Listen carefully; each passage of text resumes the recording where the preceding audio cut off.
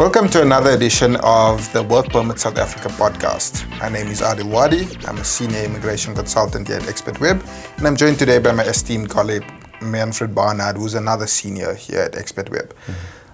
Expert Web in general is the premium service provider for work permits in South Africa. We cater to corporates as well as professionals throughout South Africa and abroad.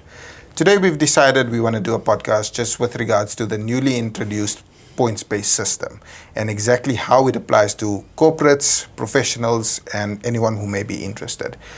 A little bit of what we're going to be touching on today is with regards to what is the new immigration regulations that were introduced, what exactly is the points-based system and how it affects individuals.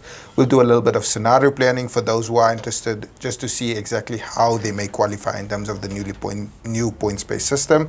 And then lastly, we'll just touch on the implementation of the points-based system and how it affects any individuals who had current pending applications or, for example, waiting for waiver outcomes. If we look at a brief overview of the new visa regulations, Manfred, I think there's a few key points which we can touch on before we head in or deep dive into exactly what has been implemented. I think you can just take us through. Yeah, so one of the main things that was added was the remote work visa. It's very much anticipated by a lot of foreign nationals due to the world being subject to globalization and people really working more and more from home. Yes. And obviously it was introduced at the beginning of this year, but there was some slight, how can we put this, teething issues where embassies didn't necessarily accept the visa applications because they were still waiting for the Department of Home Affairs to consult with SARS. But another big thing as well is the points-based system. This is an absolute game changer for a lot of mobility specialists and large corporates seeking to make use of the talent pool abroad and not just limit themselves to South Africans. And throughout this podcast, obviously, we'll delve in deep as to exactly what those two entail. And it also provides new checklists and a directive to new foreign admissions. So this again just really shows the Department of Home Affairs' willingness to collaborate with individuals wanting to come to South Africa and really expand our economy by doing away with additional requirements from embassies where they, for example, would require death certificates for short-term visas and really hampering the growth of South Africa, which we would like to commend the Department of Home Affairs on. Yeah, no, definitely. I think with regards to this newly gazetted immigration regulations, it was quite in-depth, but it was definitely needed within the South African immigration landscape. A lot of it is very positive changes, which will hopefully bolster not only our economy, but make immigration as a whole easier for those abroad. With regards to the points-based system itself, I know there's quite a bit we need to dive into because it basically completely changed how we look at not only general work visas and critical skills work visas as well. Those are two of our key visa or work visa types in South Africa. So with regards to how we change general work visas, is there any key points which you have for our listeners out there? Yeah, so basically this new points-based system is set to make the adjudication of these applications much more objective.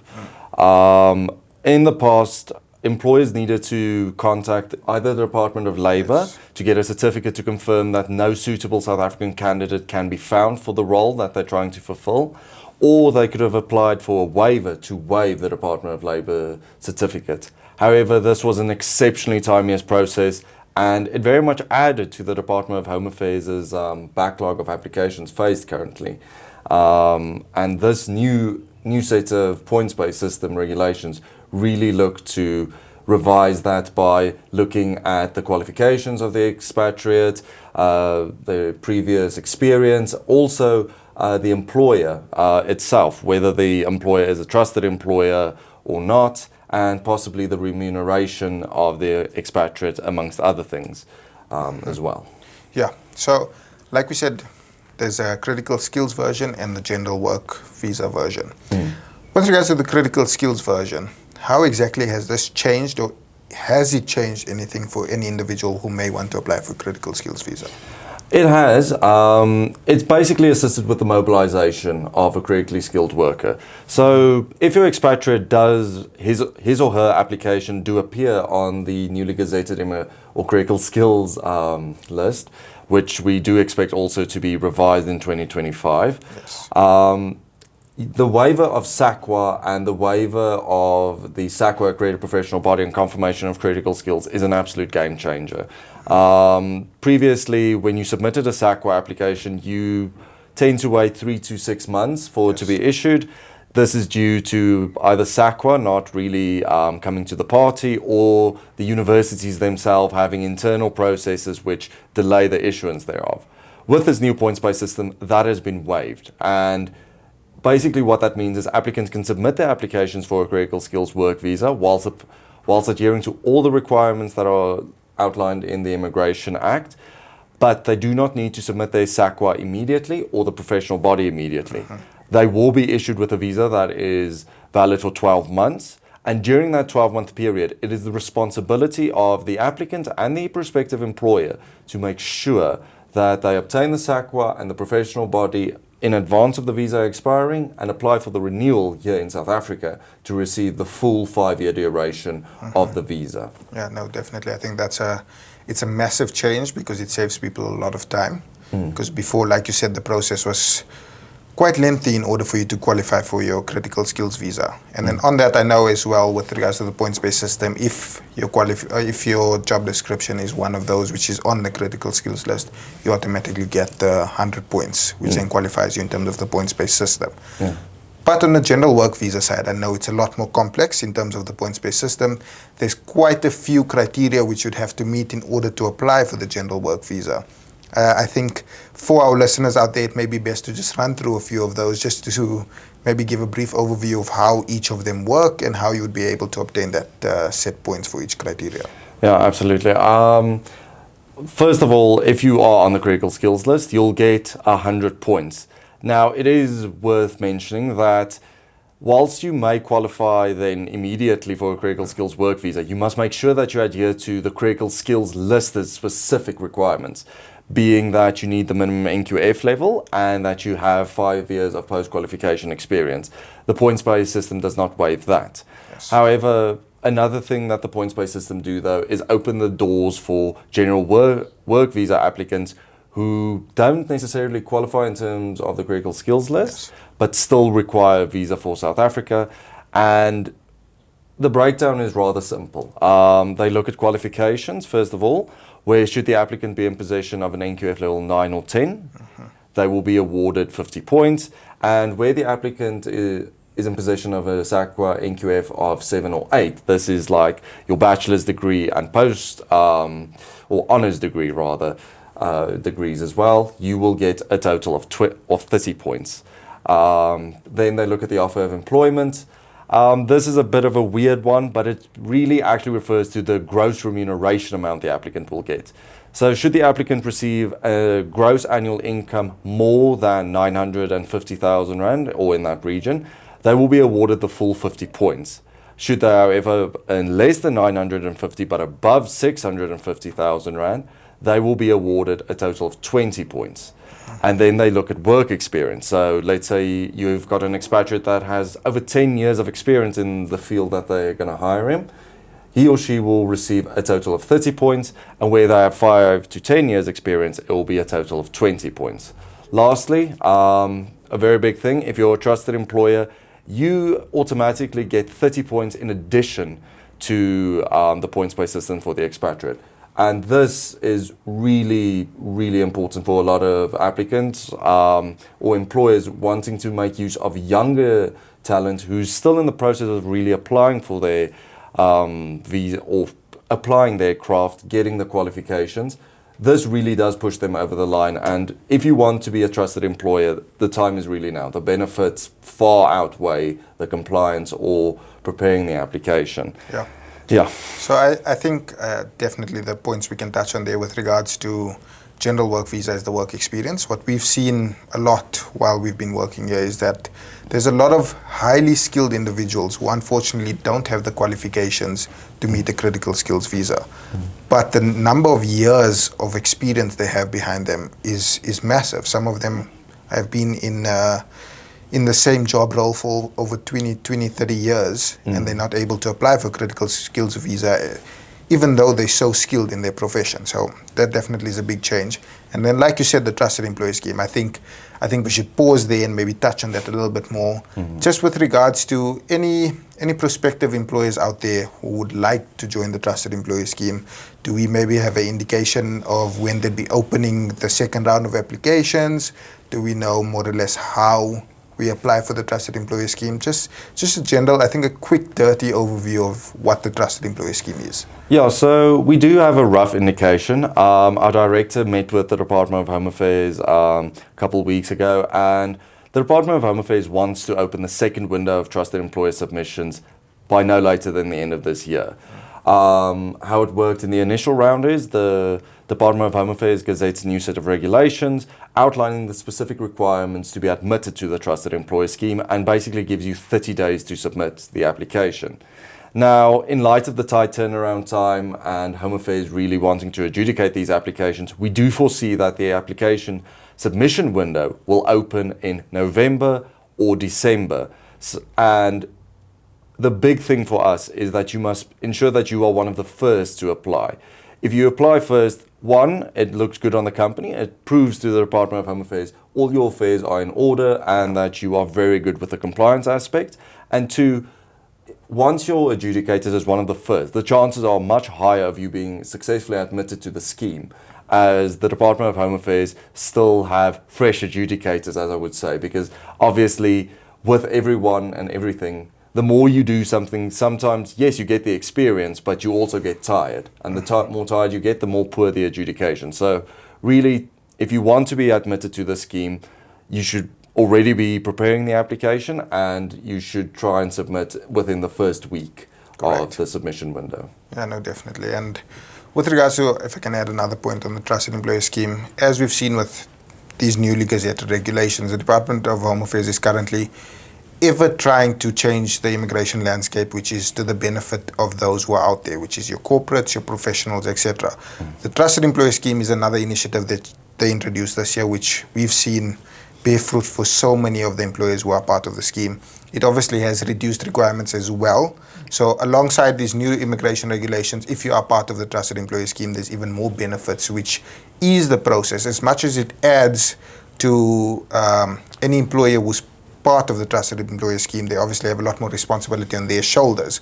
But any employer who is bringing individuals into South Africa usually complies with these anyway. So if they are still doing so, it makes it a lot easier for them to bring these individuals in, and in terms of turnaround time, it's a lot quicker.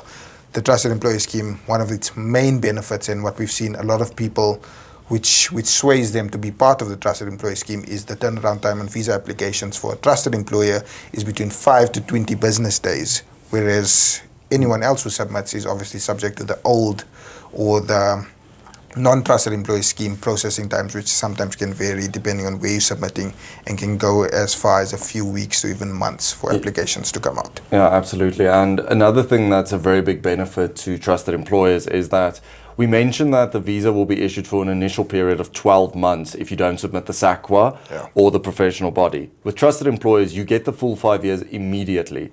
So it is such a big benefit, and it really is worth applying for.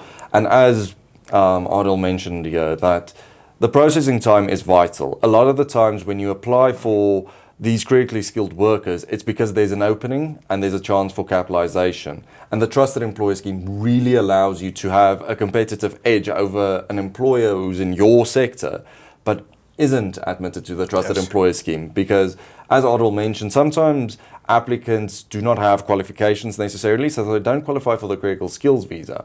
But with this Trusted Employer Scheme and the general work visa under the points-based system, it really does allow you to get people who have intrinsic industry knowledge and also of the company itself, be it abroad. You can mobilize that talent to South Africa directly and really make use of that skilled and expertise that you really can't get from a university degree. No, definitely. I think mobilization is the key word there, because that's what most companies are trying to do. And for them to be able to mobilize people a lot quicker is, I think it's the goal for everyone. Yeah. Okay, I think we touched a little bit on the trusted employer scheme. If we go back to the points-based system, I know everything we just discussed is probably a lot to take in for anyone who is listening. It's quite a big change from what we had before in terms of what the general work visa was. So I think the best way to probably play it off is to maybe look at a few scenarios for any individual which is listening out there, just to see how they may qualify depending on what type of criteria they may meet. Yeah. So, I mean, the easiest one to look at for me is if we look at let's call it scenario 1. So with regards to scenario 1, if someone has an NQF level 9 or 10, so that means maybe, for example, they have a doctorate, and then, or masters, and they earn above the threshold, which is 976,194 Rand per annum, they immediately get 50 points for the NQF level, 50 points for the offer of employment. Yeah. Between the two, they make up the 100 points, which means then they qualify for a general work visa. Yeah. And then obviously not everyone will be that ideal. So you'll also have another scenario, for example, where the applicant does hold a master's or a doctorate degree. So in turn, they hold an NQF level 9 or 10, but they only earn 650,000 Rand, not above 7 or 976,000 Rand, but they also have 10 years worth of experience or more even.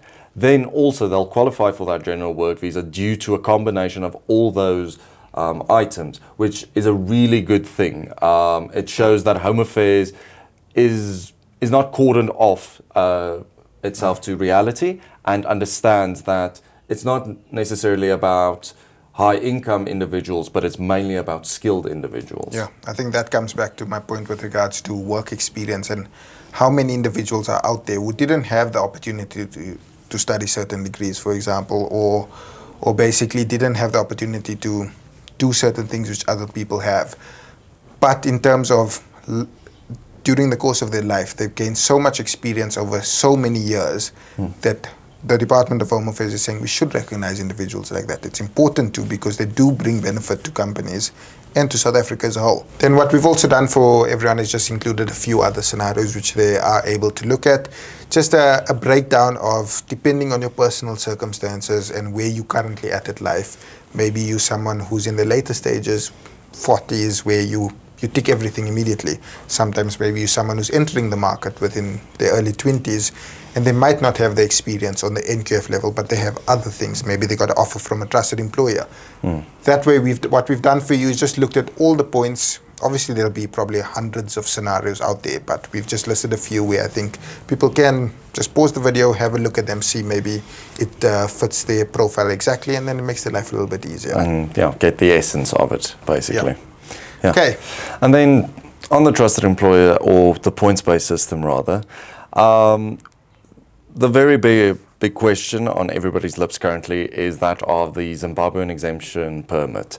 We all know that it's coming to an end now in 2025 sometimes, and there's certain amounts of unclarity regarding what's going to happen with holders of a ZEP. Yes. And would you mind just touching on that for us? No, of course. I mean, on the 18th of October, the Department of Home Affairs released another directive with regards to the implementation of the points-based system. Because obviously once the points-based system came out, everyone didn't know exactly how we're proceeding with it, what happens to any applicants who have pending waiver applications, anyone who's a Zimbabwean exemption permit holder.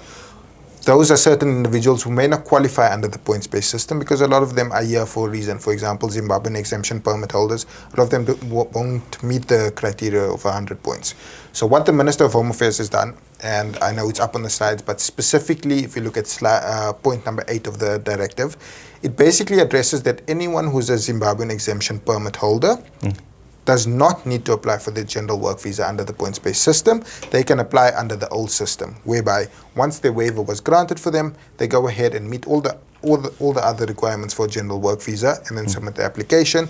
Once it's being adjudicated by the official, they do not need to do it under the points-based system. They do it under the old system, whereby there's no criteria for that specific individual to meet. As long as they have their waiver, which waives the Department of Labour certificate as well as their SAQA, they then process the application like normal. So, I mean, again, hat off to the Department of Home Affairs, because clearly this was something which a lot of people were a bit unsure of, including ourselves at the time, and this obviously cleared up everything for everyone else.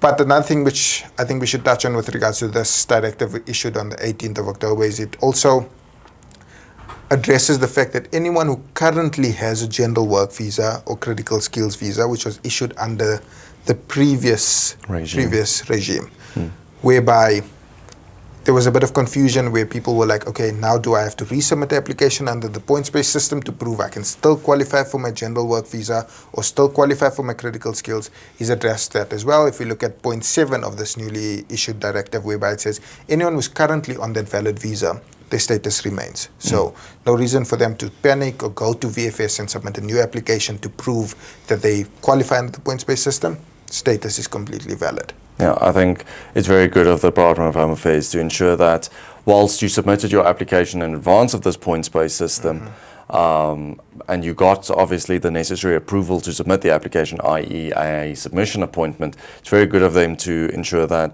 the points-based system doesn't retrospectively apply and possibly negatively influence applicants who awaited their waivers for so long just to be told now, unfortunately, you do not qualify under this new points-based system. Yeah, no, definitely. I think it's something we appreciate from the Department of Home Affairs and the Minister himself.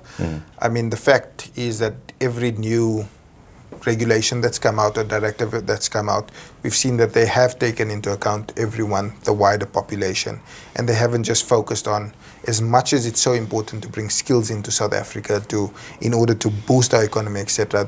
They do know that there's a lot of people out there who may not qualify in certain instances, and they've been covered as well. So very well done to them. Yeah. Okay, I think that basically sums rounds up Yeah. what the points-based system is. I think we could probably speak for a few hours if we really had to go into depth with it.